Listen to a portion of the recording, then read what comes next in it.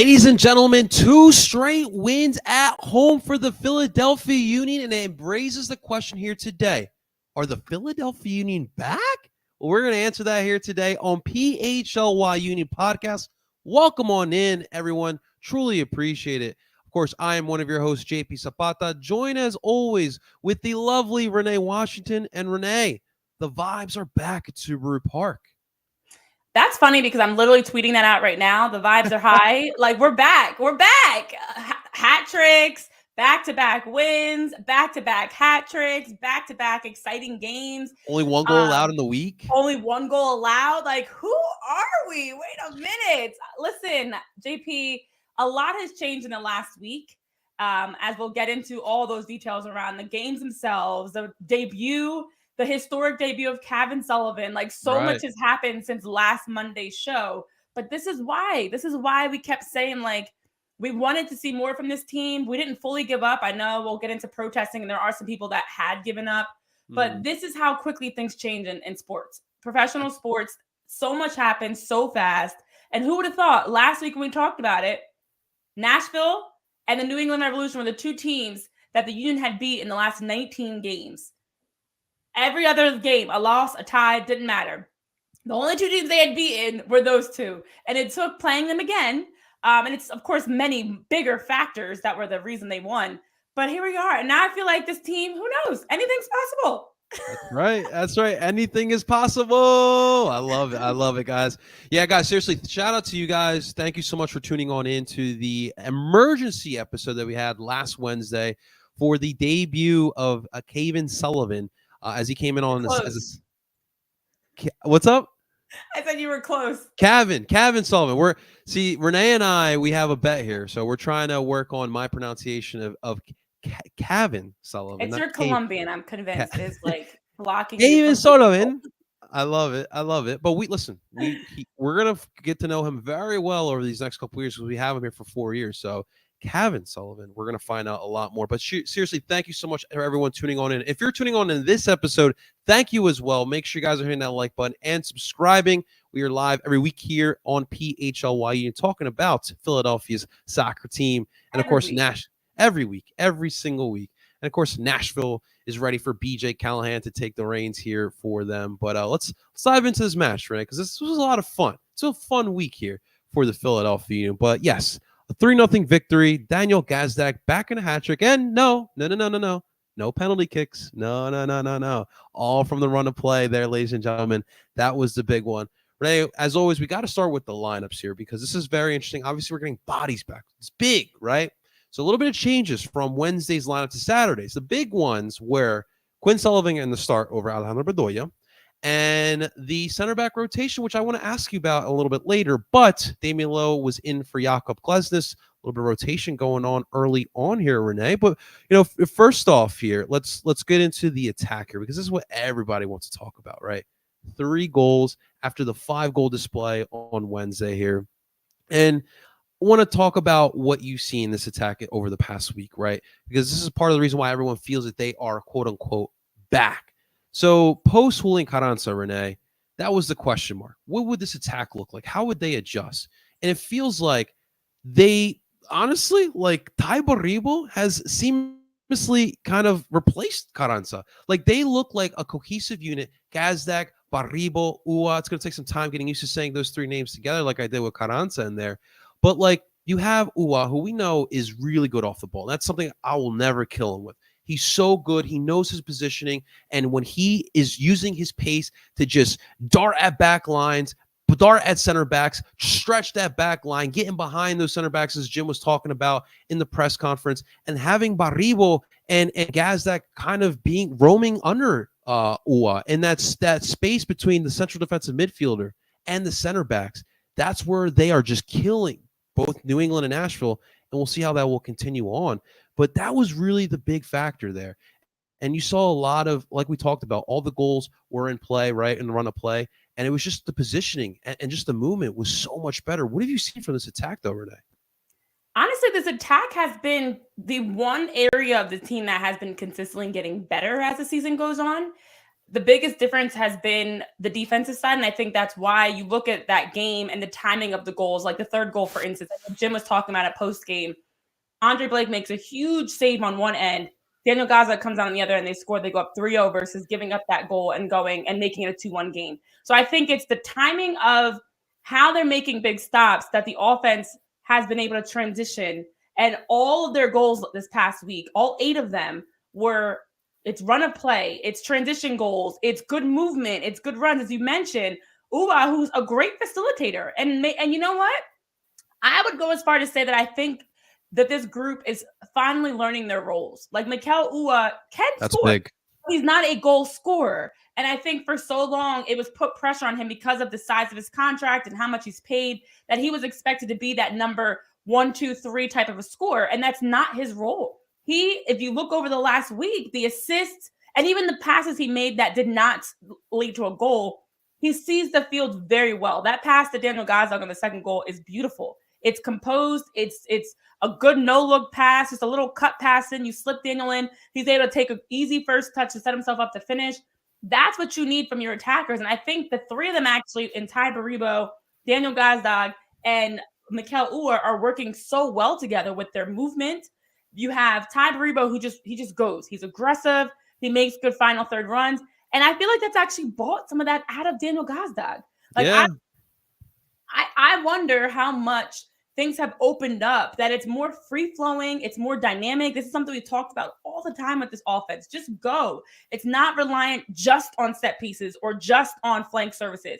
They can score that way too. We saw Jakob Glesen's goal. We saw the first goal last against the Revolutions that came off of a corner kick. They can also do that, but they can also score in the run of play. And I think to have that versatility and that dynamic ability in your offense, it really forces your opponents to have to defend you straight up. You don't know where the goals are coming from. And I love that the first 2 goals, especially because the third was more off of a great defensive play, came in the box. It's you breaking them down, and it's quick passes, quick touches, and a goal. We saw that again on Wednesday. So I think the biggest thing from this offense is you're just seeing them really figuring out their roles. The chemistry is there, and the chemistry looks better because I think guys are just playing. Before it kind of felt like Daniel Gazdag was just stopping and ball watching, and Uwa was just stopping at times.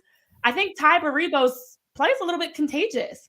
Yeah. And Quinn, they have that just go mentality, and we're seeing that trickle all throughout.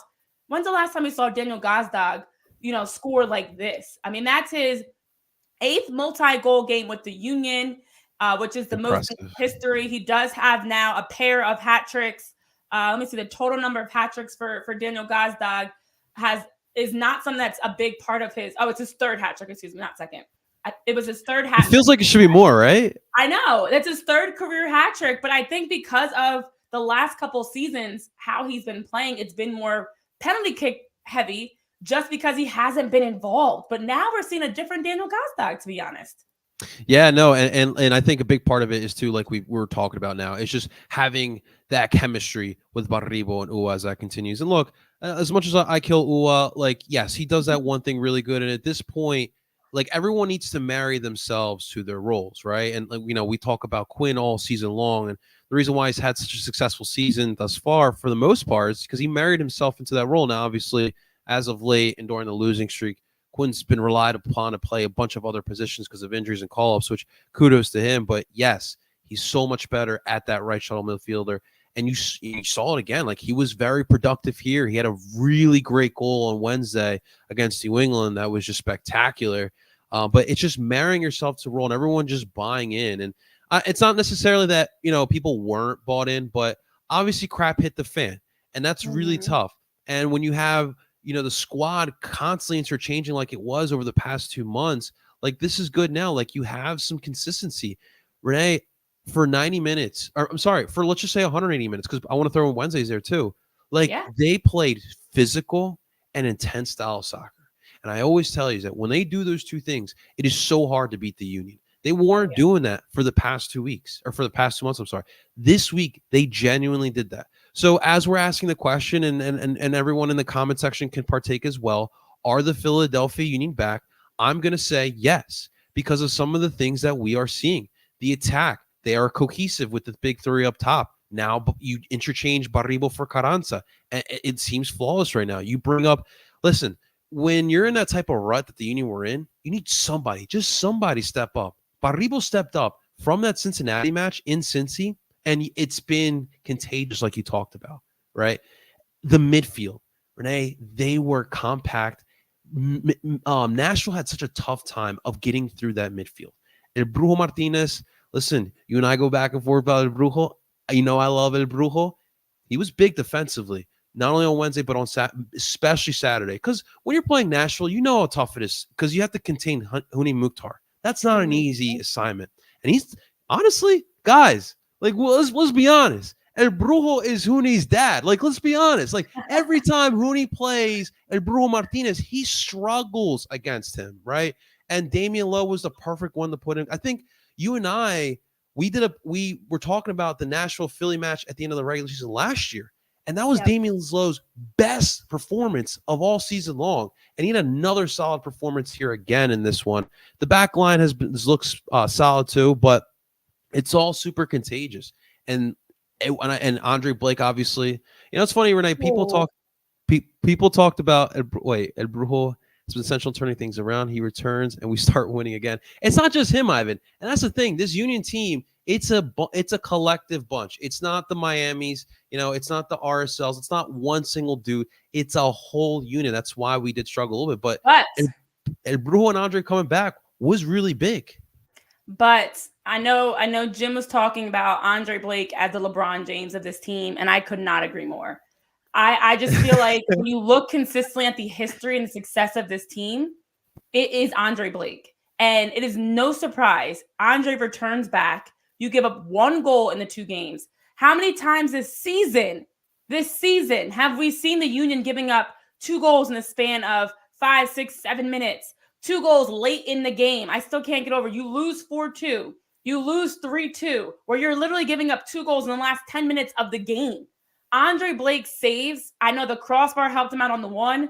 The saves that he made throughout that game to keep Nashville scoreless gives your offense the green light. It gives your team the confidence. It allows your guys to feel secure in knowing if they do break through, we've got Andre.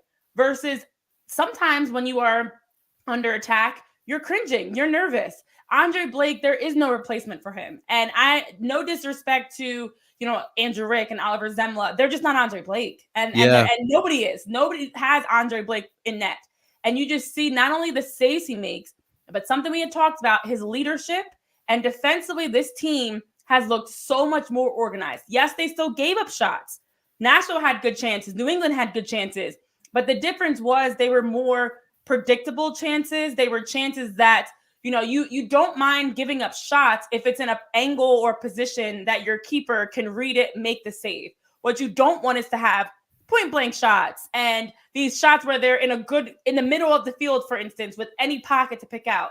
A lot of the shots that you're seeing now are off on an angle from distance where Andre has plenty of time to make the save. They looked so much better defensively. Damian Lowe and Jose being in there are a huge part of that. You know, I am an advocate for both of them defensively. I think Jose's big part was he was just playing as himself. I don't think he was trying to do too much. And I think when Jose Martinez tries to do too much, that's when he starts falling, complaining, wanting fouls called. So I like when he's just that 6, just sit in, grind out plays, stop transition. Him and Leon Flock actually, as well as Daniel Gazdag, that was their 100th MLS regular season start for the Union. So that was also a seat for those 3. But you have down the middle your guys. You have Leon Flock, Jose Martinez, Damian Lowe, youth, hungry, aggressive. They weren't ball watching. And I know a big part of that is Andre Blake's not going to let them stand there flat-footed, be reactive, get caught ball watching, get caught unbalanced. So it's not even the offense. Like, it's hard because you look at a 3-0 game and it's like, oh, the offense is doing great. And they are. It's the defense. They've been scoring goals this season.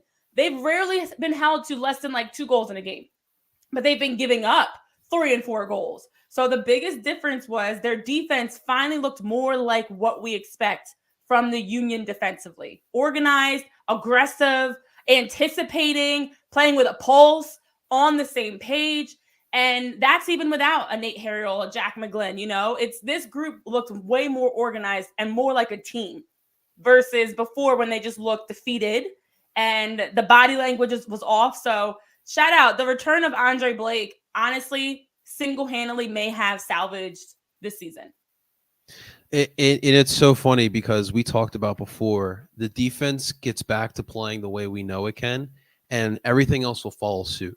Like, we knew the talent was there for the attack, and you're seeing it now. That's why, like, this week, everyone's like in a high right now. Well, majority of us are on a high right now from this past week, because like when they were scoring ridiculous amount of goals in 2022, Renee, the defense was stout, but then the goals felt like an avalanche, one after the other. And they were.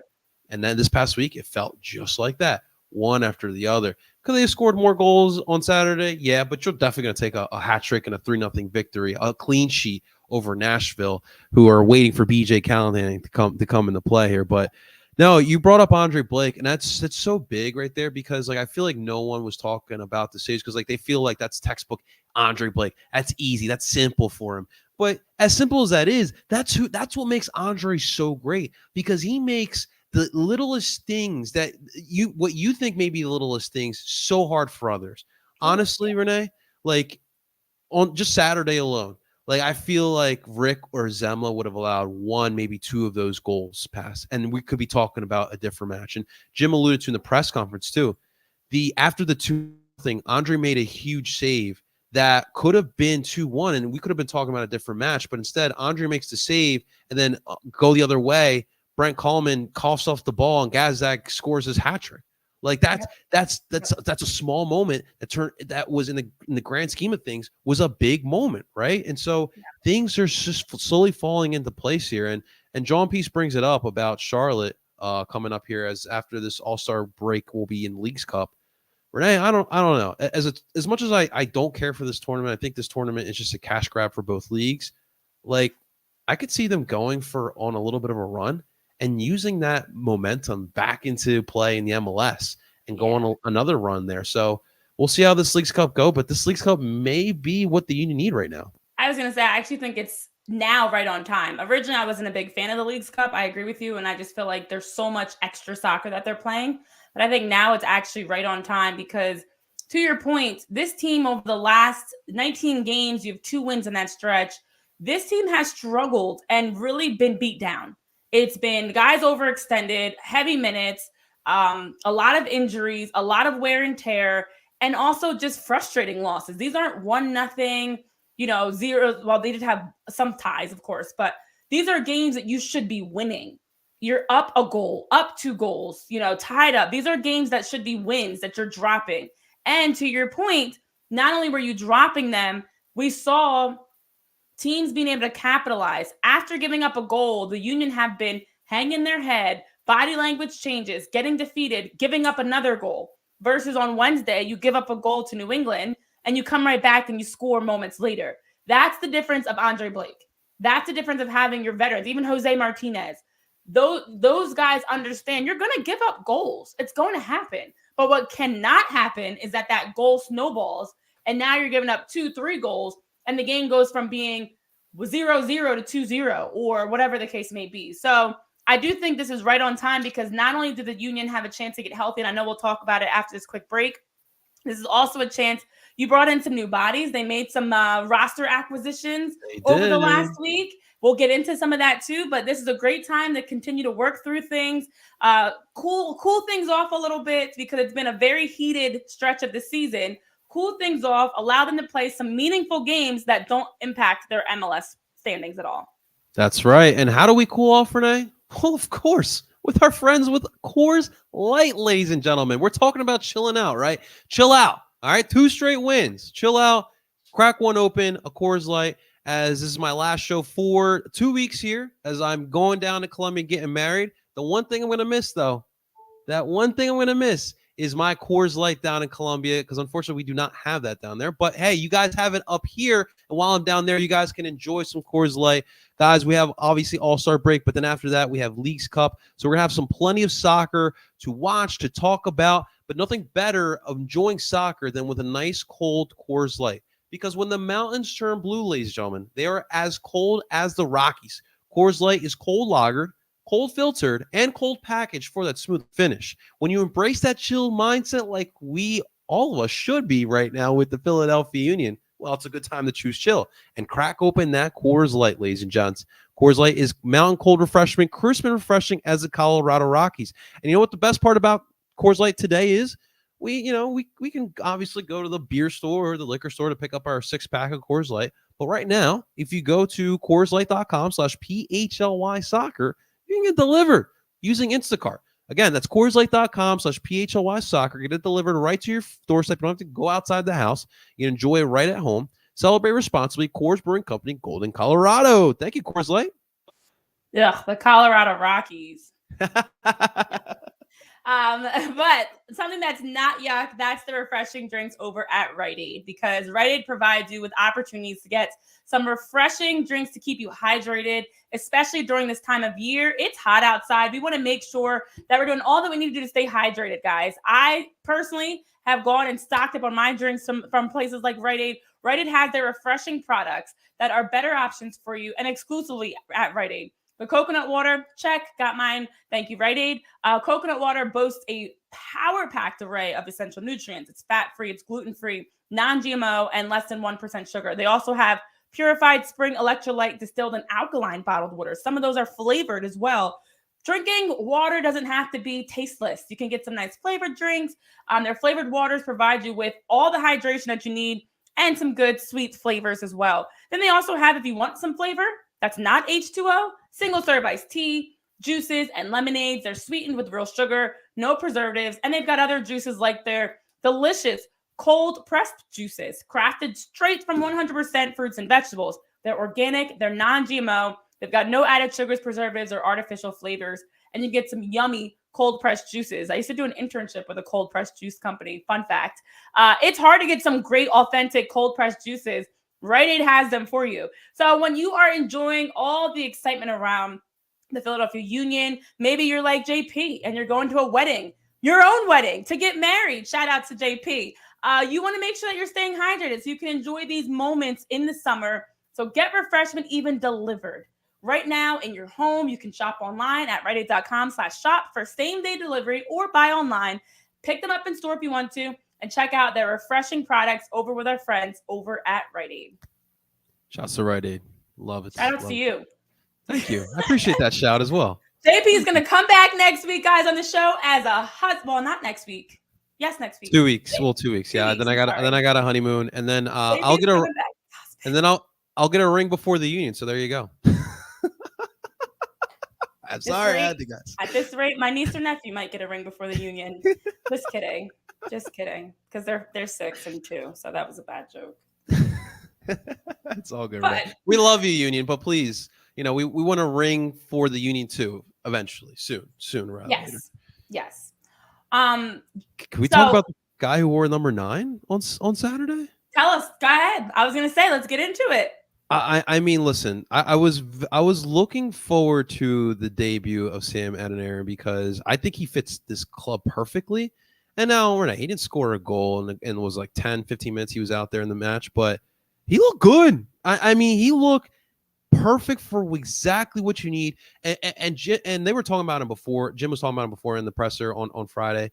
The speed, the size, you saw it. It was evident. And when you're trying to close out matches, this is why people are comparing him to Corey Burke. He brings that aspect. And listen, it's the first match with the team. He had a couple opportunities and unfortunately didn't go through. But Renee, if he hits on those goals, man, we found ourselves a great substitute option here.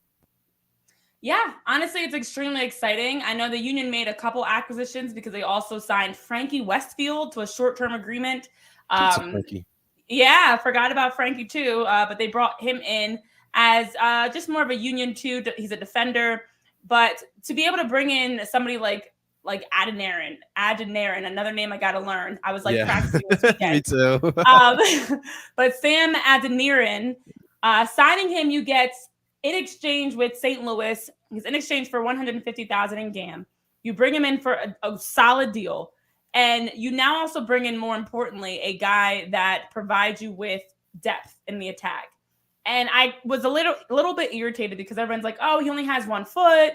He's not technical. He's just strong and fast. I cannot stand when people say that about forwards, because to play at any level, especially professionally, there has to be a base level of technical ability. Oh Like, yeah. you do not get to the pros by just being faster or stronger, because there's a lot of fast, strong players in the pros. So we're not going to go with that narrative. What we're going to go with is, for Sam, he is a striker that can give you, and I know Ernst Tanner was saying it, he does have a physical presence that's been shown. He has the ability to hold balls up, make good runs. I was watching him off ball, his movement.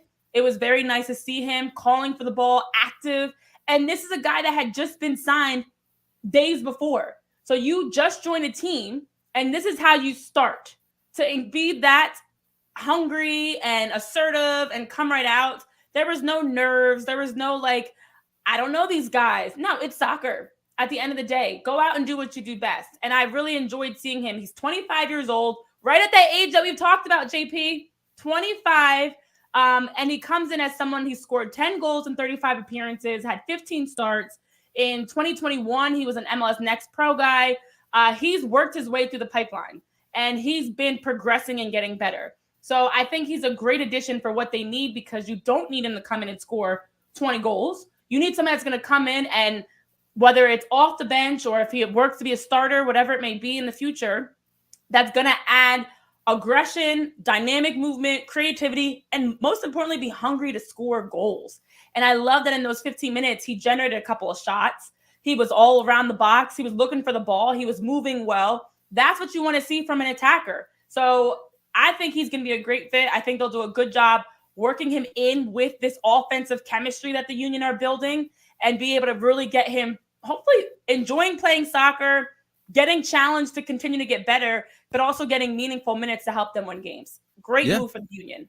Absolutely. And Ivan, I want to get to your question in just a second, and we'll obviously talk about the club's aspirations a little bit later too. But as soon as the signing happened, I'm buddies with who, by the way, is also Colombian.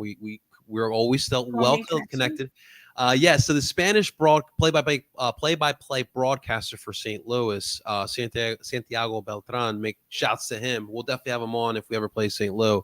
But I had to get the word of Sam from Santi, and he said the same things that we exactly saw on Saturday. He's big, he's fast. It did feel like he fell out of favor over in St. Louis. And Santi did feel like he was going to be a little hungry coming here, because he definitely felt like he shouldn't have fallen out of favor. But to Ivan's point, because obviously, yes, his contract is through December of this year. Will the Union be looking at a different striker? I mean, listen, for right now, he fits exactly what you need, right? We talked about it a little earlier. Everyone's finding their roles in this attack. Uwa's doing a good job of playing off the ball, creating that space that Baribo and Gazdag can kind of thrive quite literally under him. And so for Sam, his job is to come in, or, we'll see if he does start some too. That I wouldn't put that past Jim as well. And just, if it's 30 or 60 minutes, play as hard as you can. And you saw him as well. He did a great job pressing as well. We saw some high pressing from the Union in the second half with Sam, and you saw how scary that could be for a back line, right? With Sam coming full force at you. But listen, I don't think that the high price striker that everyone's asking for is going to happen this year. Definitely not next year. They like Uwa, and they paid big money to Uwa, and I think that he's going to stay here for the time being. I'll pull Ivan's comment up here. But yeah, I know you guys definitely want that, but if you guys just look at the right now, the attack is in a good place. And we talked about it all throughout the season. The issues weren't necessarily the attack, and the issues were just team defense. And you're seeing how everything is falling into place. But for right now, Sam is perfect for what we need. He is. And honestly, that's what's a little irritating. I know it seems like Jim's getting tired of answering the same questions over and over again, because everybody's trying to act like this team is awful and this team needs to just be sold, and complaining and unhappy. This team dealt with major injuries on top of key players missing. My frustration has always been, I don't think that they prepared for this summer stretch the way that they should have, because a lot of these acquisitions of depth pieces should have happened already, that now, as you get into these summer months, they are ready to step into a bigger role. And I was a little frustrated, because knowing last season how the Union hit a wall, why come into this season and have the same exact group? So I was always wanting them to add pieces. I think Sam is actually spot on for the type of piece that we wanted. They're not going to go out and spend millions of dollars. They're not going to go out and get a player that's a top scorer in a European league. Sam has had some opportunities where he has played internationally prior to his MLS Next Pro appearance. He has played in other countries. He is 25. He is at 6'4". He's got great size. He moves really well. 6'4", 201 pounds, and very fast too. I just feel like for what they need, you need more of those pieces. That's why I liked actually Marcus Anderson, and I like what he was able to bring when he was healthy and getting some minutes, because you don't need another guy that's like a Chris Donovan or, that's just going to go out there and kind of go through the motions. You need players that are going to fight to push their teammates. Sam is a guy that he probably isn't going to be a starter, but he's probably at least going to push the starters because he's going to come out and bring the work rate and might earn himself more minutes than just 10 or 15 at the end of the game. You need guys that are hungry. And this team thrives when they have that blue collar, hungry, ambitious group that wants to just go out and fight for 90 minutes and be up and down the pitch, because they do have on the offensive side the talent. They do have the talent on the defensive side. They've got the goalie. We just haven't seen it all together this season at all. I mean, Andre's been hurt the entire season. The back line's been weathering with injury, but also just with, in my opinion, Jack and Jakob just overextended. I think having Damian Lowe consistently on that back line should be a change. Having a healthy Jose should be a change. A healthy Leon should be a change. Like, this team, I feel like I'm always saying the panic button. Like, do not hit the panic button on this team. I say it all the time with the Phillies. I'm saying it with the Union, because they have pieces. They just haven't been able to put them together, which is why the Leagues Cup timing possibly could really work in their favor to get the chemistry going, get the vibes even higher, scoring goals, winning games, maybe a chance to win some hardware, and set yourselves up that now you can finish out 2024 in a completely different way than how they started. Because there's a lot of soccer left to be played. Exactly. You're 100% or spot on. And one more point about Sam is that, because some people brought up his hunger factor. Some people, because I guess some of the reports in St. Louis is that he wasn't always maybe as motivated as one would like. And the thing is that when you get moved on a contract year, and this is a contract year for Sam, there has to be some type of hunger. Like, dude, you're trying to get a new deal, right? Like, after this year, what are you going to do, right? And so also, like, the vibes here are back. And when the vibes are high here, like, this is a place where people are hungry and people want to thrive. And I definitely think that this situation for Sam is going to be perfect. And this is why you shouldn't panic here, Renee. I'm going to put it up here, but this is the standings. I hope everyone can see there. Yeah, so these are the standings here in the Eastern Conference. Yep. I mean, guys, let's be 100% honest with one another. Like, you're 1 point behind Atlanta for that final play-in spot. You're 7 points away from Orlando to not be in that plan. But look at all these teams. Like, does Atlanta scare anybody? No. Does Toronto scare anybody? No. Does Orlando scare anybody? Maybe the attack, but that defense is still suspect. Charlotte, they're a solid defensive team, but they can't score anyone. Like, these are teams that we shouldn't be scared about. And so once we get out of Leagues Cup play, with the momentum that I think we're going to have, you run through that gauntlet. Like, guys, like, we can get back to playing some solid soccer here. And that's why I think that, and we should probably get to it too. Some of the protest stuff that happened we'll get there, definitely, over the week. But right now, like, I feel good with this team. And every single facet, from goalkeeping to defense to midfield to the attack, everything is clicking at the right time. And as you mentioned, and you look at the standings, they're single digits from 3 or 4 teams. They're very close to being able to jump some more teams in the stands. They already jumped. They were in last place coming into last week. And with 6 points on the week, they jumped from last place and moved themselves into a playoff position of a play-in game. So this team, with how much soccer they have left, there still is a lot of time to climb the table. And then on top of that, my final point on Sam, to Ivan's question about the timing of his deal, I think it's actually exactly for the reasons that we just mentioned. This is a tryout period. We're going to bring you in. We're going to see what you can do. You have to earn it. And If you are good enough, we'll talk about keeping you and extending you. If not, we're going to move on from you and we're going to go in a different direction. But you spend $150,000 in GAM.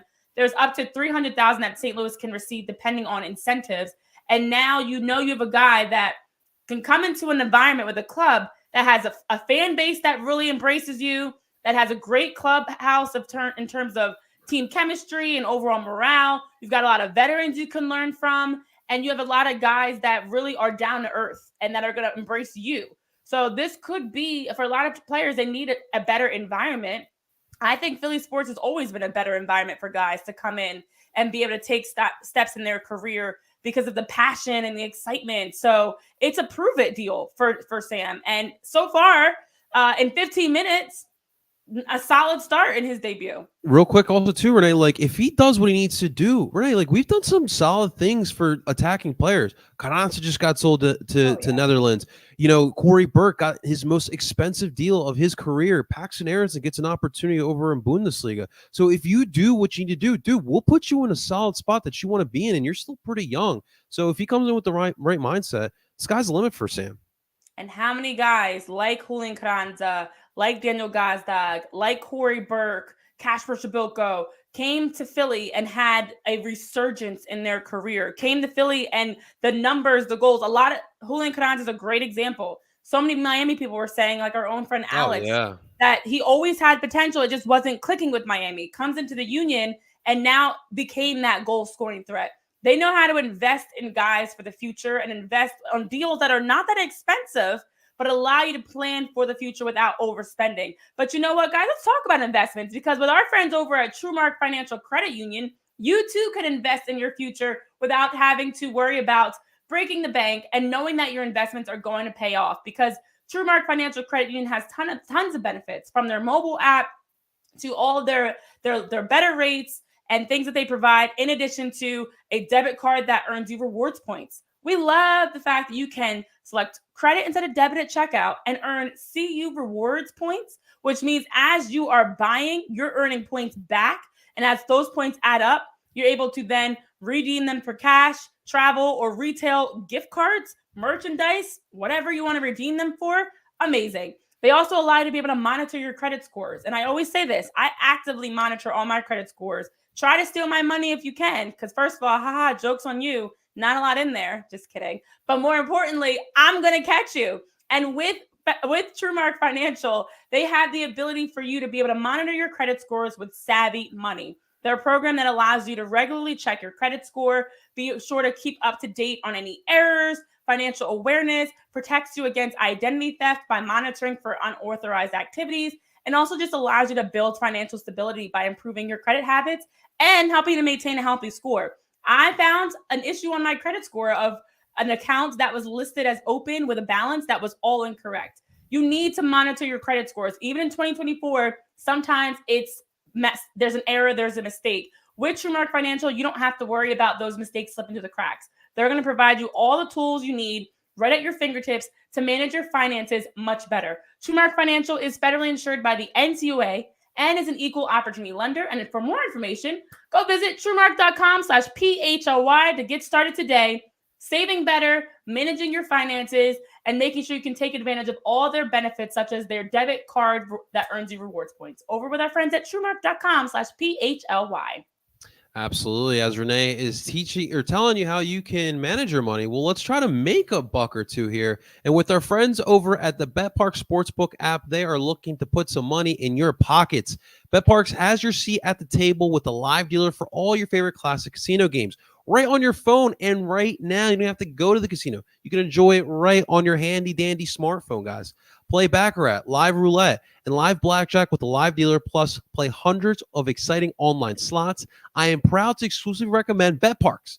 It's the only online casino and sports betting app that I use for myself. And of course, summertime is here, ladies and gentlemen. So if you're at the beach, on the boat, the boardwalk, the Poconos, the campground, the lake, or the backyard pool, make your downtime fun time. Plus, BetParx is a proud official betting operator of the PGA Tour. The BetParx app has lots of ways to get to bet on the PGA Golf, bet players, bet matches, bet top finishers, and much more. Live bet while you watch Philadelphia baseball, soccer, women's tennis, and much more. Download the BetPark Sportsbook app today and enjoy all the action excitement from the casino right at your fingertips. Odds, bets, slots, and games right in your pocket, and a great offer for new users. New users who download the BetParks online casino and sportsbook app right now get up to 1,000 casino bonus back if you're down in the first 24 hours. Casino bonus must be wagered. BetParks.com for more details. You must be 21 and older in PA, New Jersey, Maryland, Ohio, or Michigan. If you have a gambling problem, please call 1-800-GAMBLER. You love to play. You play for fun. You bet. BetParks, ladies and gents. Woo. Woohoo! But some other things that have definitely come up as we were heading into the All-Star break, preparing for Leagues Cup games to start next weekend, is obviously people are still unhappy, wanting to sell the team. The chants have continued, the protests have continued. And I do see the frustration, because moves like having to call up Frankie Westfield, for instance, a Union 2 defender, an academy product, to have to call him up against Nashville is out of need, not out of him. I mean, he's earned it more than his other teammates to be the guy that gets to call up. But him, CJ Only, David Vasquez, there's been so many players that they've had to call up, even Andrew Rick, just to hold the roster spot because they don't have bodies. That's why I'm happy with the Sam Adeniran move, because Sam is something that's not going to be not to my knowledge, fluctuating back and forth. He's going to be with the senior team. This is his role, to be brought in, to be on the team. And so I see the frustration from people with the protests around wanting to sell the team, wanting them to spend money. But I think it's ludicrous. JP, what are your thoughts on the protest? And even sharing any other updates about the protest, because you've been paying attention closely to all the protests. I try to tune it out. You actively are tapped in to all the protests, all the complaints that are happening. You've got a good pulse check on what's going on. I try as best as I can. I don't like fans attacking each other, so that's when I kind of like tune off. But listen, I think it's very important, especially in today's day and age in the country that we're living in. Like, guys, people are allowed to have different opinions, and we don't have to attack and, throw slanders at other people because we don't have the same opinion. I've always said this. The fact is that, look, Sons of Ben, they met with the front office here. They had different topics they wanted to discuss. And so, like the union have always, for as far as as long as I've covered the club, they've been really transparent with the fan base as best as they possibly can. It's obviously, it's not the easiest thing to always be transparent, especially when there's negotiations ongoing, but they have done a solid job of being transparent as possible. Now, obviously the big thing is that there was some activity from Sons of Ben, but from my understanding, there was more from Keystone State, a lot more from Keystone State Ultras. They had a chant going, they had t-shirts being sold, they had I guess you would call it a TIFO, that, obviously pretty much along the lines of sell the team, that got confiscated. I do believe they got it back. But here's my whole stance with the whole sell the team thing. My thing is, like, I love people voicing their opinions. And I think that's a beautiful part of the sport, and sports in general, is voicing your opinions. Sometimes it goes further than the actual game. My gripe is more so the timing of all this happening. We brought all this up in the midst of one of the worst losing streaks that we have suffered in the past 5 seasons. And this has been a really good era for Union Soccer. If you were there from 2010 to, let's say, 2017, it was not fun. All right, it was not fun whatsoever. 2018, everything started heading into the right direction to what we see up until this year. And so my point was, the timing to me was off. The timing, like, this fan base crucifies, and I mean crucifies, Atlanta United, because after they start off their tenure in the MLS, one of the best teams, now they've come back down to earth. They're mediocre at best, right?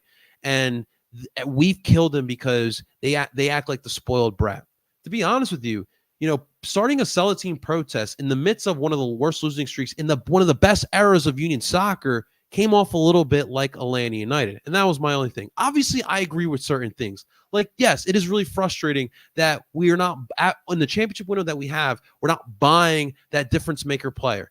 I think the topic of building a team like Columbus or RSL, who are smaller markets, but they are investing significant amount of money on players, that seems something that the Union are not into. However, the Union do seem to be bringing some other investors into the team, which could mean that those investors could want to spend more money on the first team, which could be positive news. But for right now, they are not interested in that. Renee, you hit on the big one, right? Like, we knew this schedule was going to happen. We knew the summer was going to be tough before the season even started. Jim, after the Flamenco friendly, kind of voiced that, yeah, like, yo, like, look how much money that's on that side. Look how much money is over here as far as the roster build.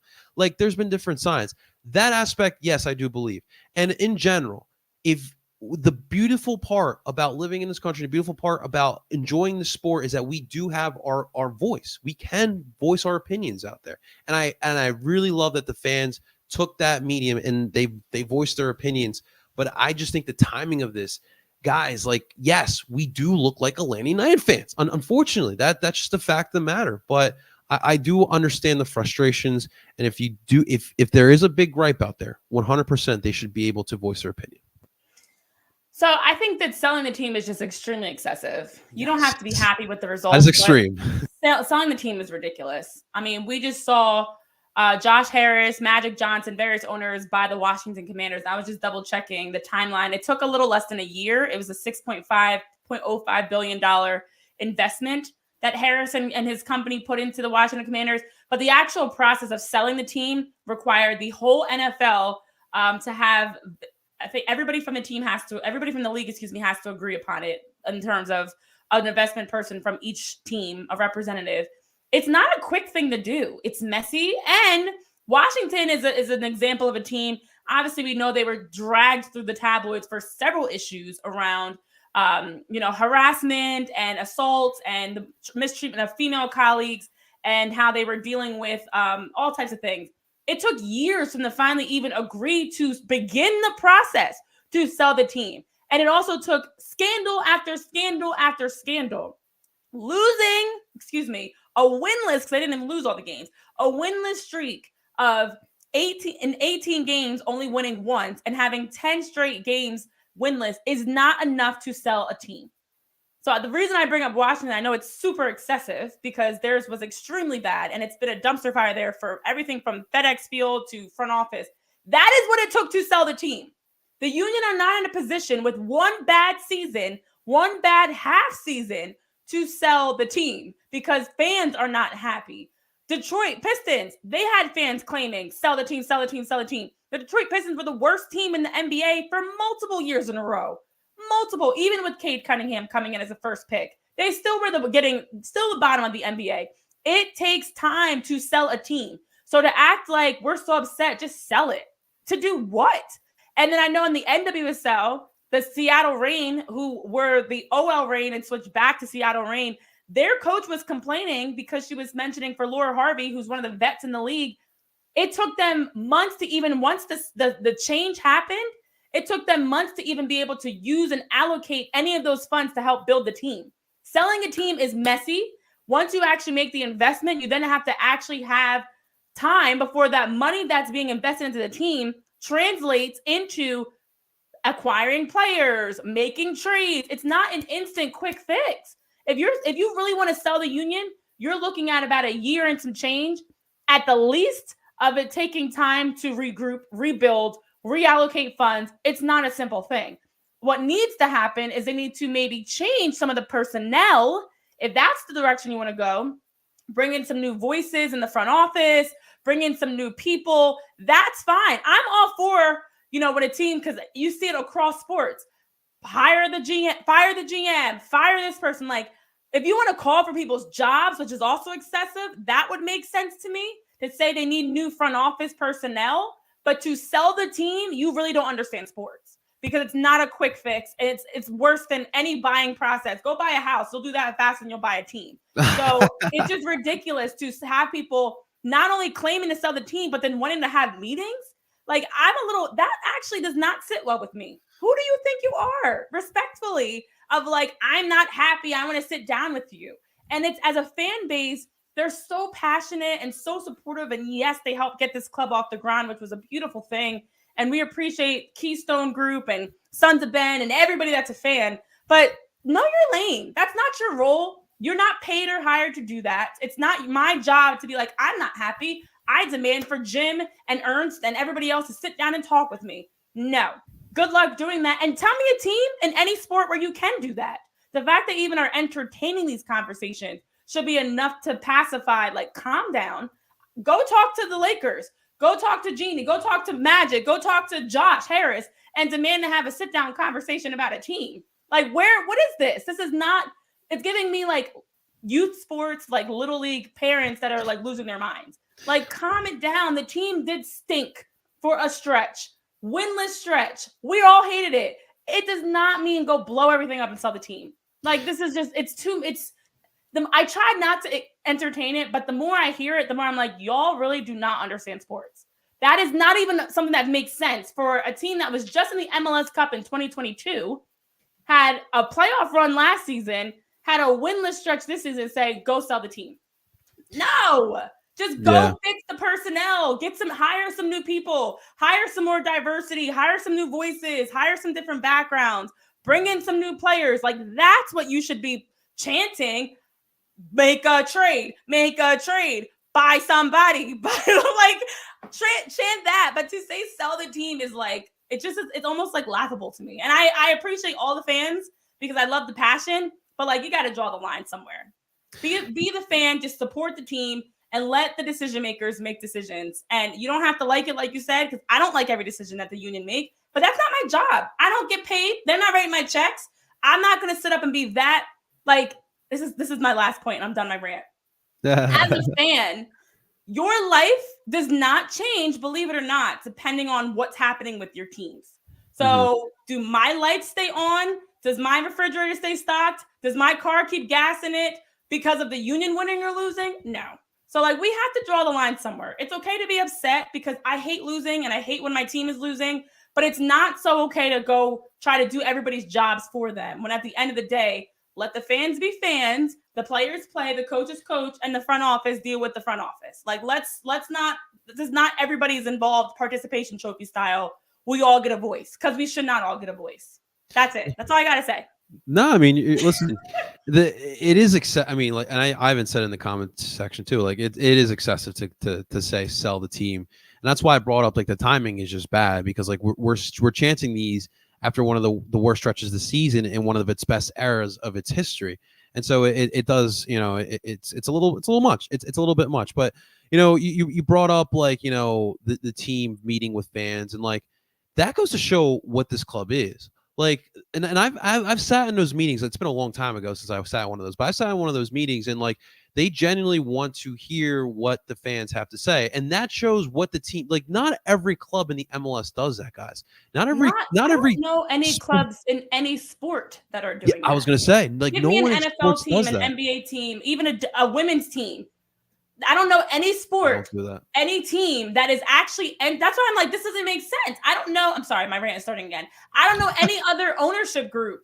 You think Josh Harris, billionaire Josh Harris, and his ownership group is going to sit down with the Washington Commanders Hogs Farmer fan group or whatever they're called? No, like, this doesn't even make, it's sounding entitled.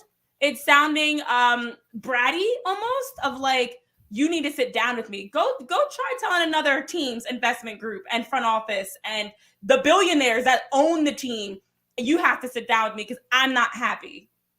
Yeah, I mean, it is a crazy concept in theory for sure, but I mean, like, again, like, I get where the fan base is coming from with this. Some things are definitely frustrating, but the timing of this, the thought of just saying sell the team is definitely a bit much. But, you know, Renee, so let's just say hypothetically, you know, Leagues Cup is done.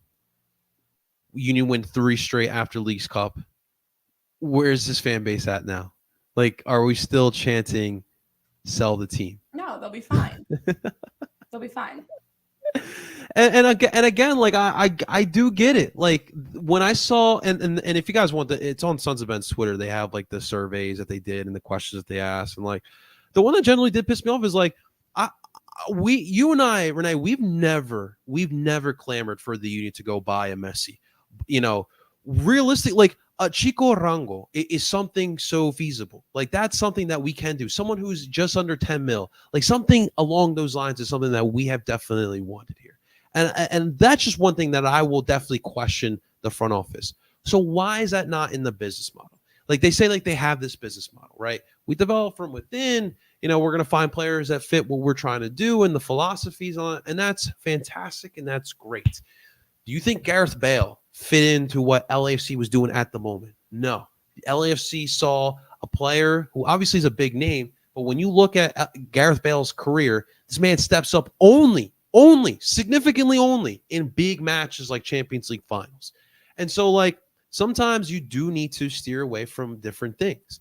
But yeah, I'm going to go ahead and reiterate that selling the team, chance, merchandise, whatever, in the beginning of July, when we're not even at the halfway point of the season, I think is a bit much, guys. And I know Franco's saying, it's ridiculous how this team's won. He's been at STH since day one.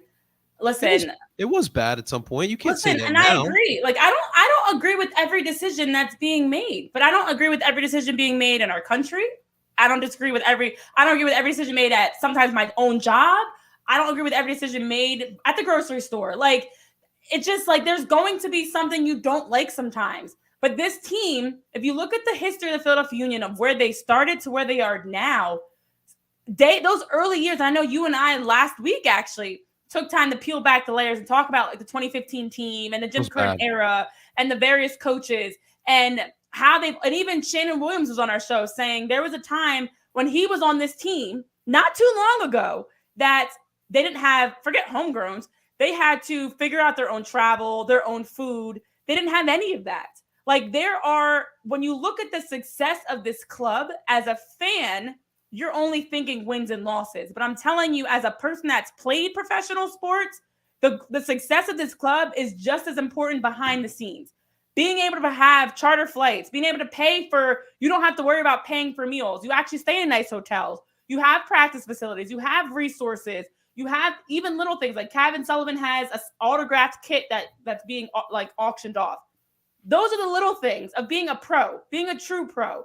And the Union needed time to not only get things right on the pitch, but to get things right off the pitch, which is why I try to be very meticulous with, like, my frustrations are the lack of planning around the depth of the roster. Because I agree. I do think they needed to bring in, and they still do, need to bring in more guys that are ready now, not 17, 18 years old, getting a Union 2 contract, bringing in guys like Sam that can play now with the senior team in the MLS and be able to get minutes. That is all I want. It doesn't have to be a Messi. It doesn't have to be even $1 million contract. It just needs to be pieces to add more depth, youth, hunger, guys that are going to challenge your starters, the guys that are going to fight for minutes. That is what this team needs. But in reality, for everybody that wants to talk about selling the team, look at things like Union Yards, the whole facility that they just built, the whole fact that they have been able to sustain a model in Chester that is having people driving from all over the place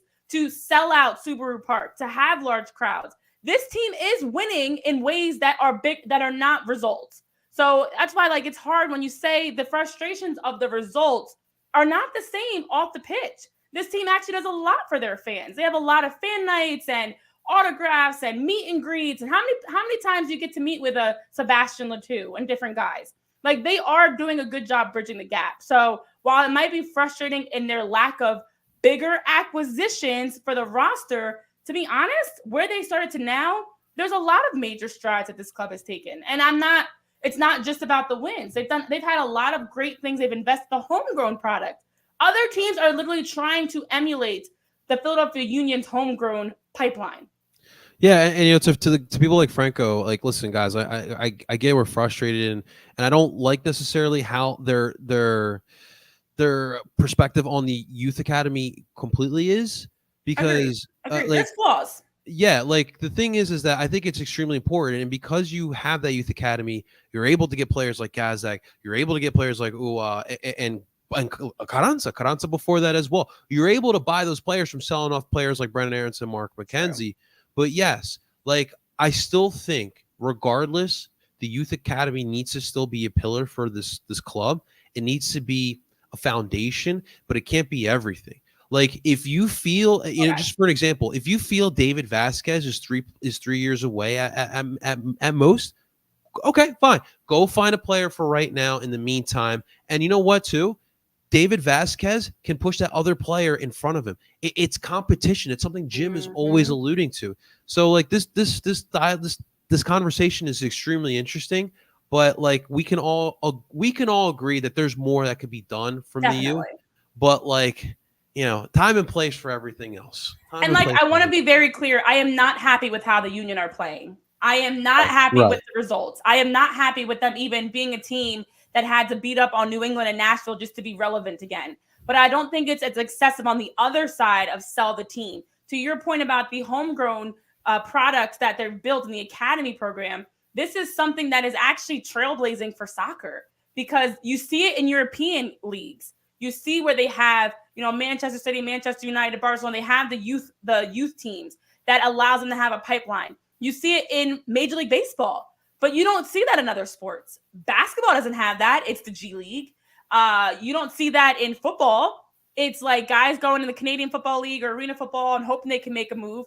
So there are, in soccer and baseball, the academy, the prospects, that youth pipeline is what feeds the major league level. And so for the Union to be ahead of other clubs, where you have, like you said, the Aronson brothers, Mark McKenzie, so many guys you've been able to develop, even Anthony Fontana and different guys over the years, that now you can sell, essentially. Sell them to a European club, get money back, and reallocate those funds to bring in players.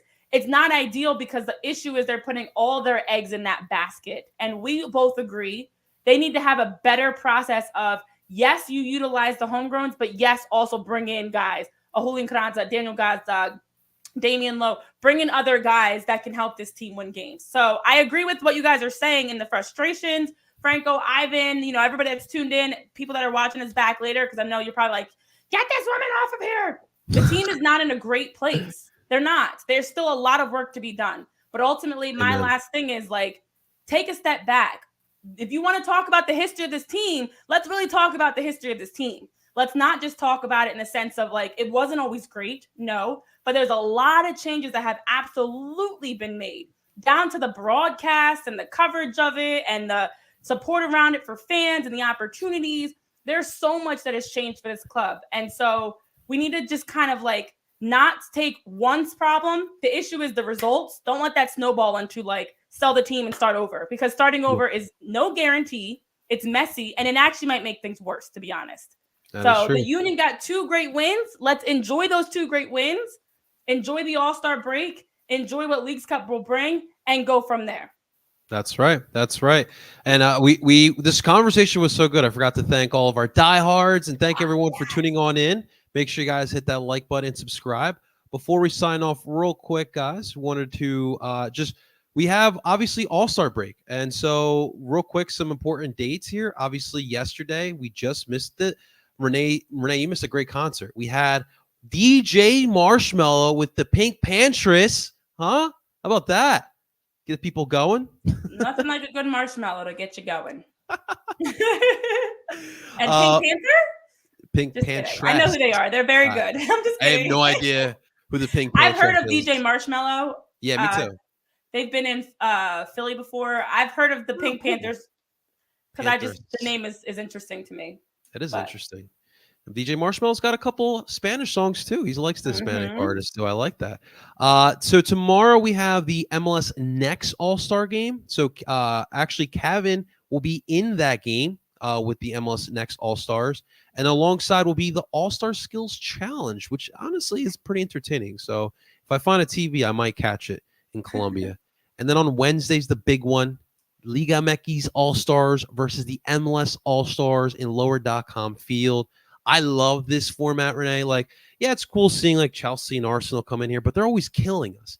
But here you have All-Stars. So obviously it's the same playing field, and it's Liga MX and MLS. The storyline right itself. So I'm glad they went back to this model. I've always said like you can do this model with any league. Like bring the Brazilian All-Stars here, bring the Argentinian All-Stars in here. They'd be so much fun to do. It's a great crossover. It's easy collaboration. Bring the Liga MX fans, bring the MLS fans, bring just the soccer fans in general. It's a chance to also transcend past just your league and your league's fans, in that sense of like getting some more eyes on the game and followers and discussion on it. And plus, All-Star games traditionally aren't as competitive. So I think it's a really good way to have it be more exciting. And I would love John Peace like a tournament, like bring in all the all-stars, let him play a couple games. I like that John Peace. That's pretty Who cool. knows? Man. Like it just could open the door for so much more. I think we're seeing more and more of that, but more of like the internal Team USA versus Team WNBA, Team USA versus Team NBA, whatever it is, or Team World, I guess it is. So I think these types of all-star creative ideas are needed. Like spice things up, keep the excitement around the all-star break because it is a fun moment for all the players. Are you in on like the fantasy drafts like Kelly did in the NBA a couple years ago, NFL a couple years ago? No, I wasn't a fan of that either. Like and like when you think about it, like it sounds cool, but then you watch it's like it just clicks, right? Like it's just they're guys, bunch of guys with their clicks, So I agree. Well, Renee, listen, I'm gonna miss you and Tyler's producing behind the scenes there. I'm gonna miss you guys. It's 9 days, 12 days in total. But listen, hopefully I come back and I'll watch. I'll have one match. I think we have the first match against Charlotte. I'll be in Columbia, but then I'll be back for the second one. So, but hey, listen, it starts now. Go on a little Leagues Cup run, get that momentum, and guys, who knows? There's a chance. Guys, if there's nothing else to be excited for with the Union, know that this guy. Dang it! Wait, no, that's right. This guy right here is getting married. JP Zapata is going to return back to the show as a husband. That's right, a hubby. And his wife Nat are getting hitched in Colombia, so he's going to be leaving us for a couple weeks. So if nothing else, Franco, Ivan, John Peace, everybody tuned in. Make sure you give some love to our guy JP because this is such an exciting week right now to be able to. He just got the wedding haircut. He's got the suit together, ready to go with the tux. I'm so excited for you to go get married. Don't worry, guys. I'll try to recruit Hamas as best as I can. Don't worry. Chester, Pennsylvania, great place. Great place. There you go. Yeah, bring back some all-stars with us. Please. Awesome stuff, guys. All right, well, that's going to do it for this edition of PHLY Union Podcast. Thank you again, guys, for tuning on in. Hit that like button and subscribe for all of your Philly sports needs here at PHLY Sports. For Tyler Zulli behind the glass, Renee Washington, of course, I am JP Zapata. Ladies and gentlemen, you enjoy the rest of the day. Mr. JP Zapata. He's going to be a Mr. DOOP on, ladies and gentlemen. That's it.